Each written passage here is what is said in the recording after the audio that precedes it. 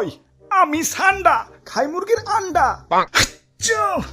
ইচ্ছিরে লাগছে বহুত ঠান্ডা সৌদি আরবে কফিলের যন্ত্রণায় 1971 সালে আমার দাদা পরদাদারা সৌদি ছেড়ে বাংলাদেশ এসে বসবাস শুরু করছিল।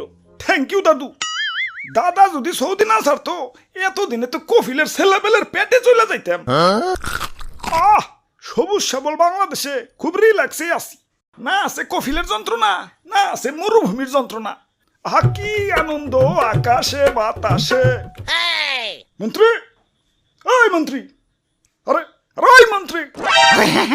জি জি হুজুর। সারাদিন টিকটক দেখ লইব, রাত সবার কাম করবো কেঠা? তোমার জেঠা? আরে হুজুর দেখেন না, নেট দুনিয়া তো পুরাই ঠান্ডাময়। আপনি তো পুরাই ভাইরাল হয়ে গেছেন।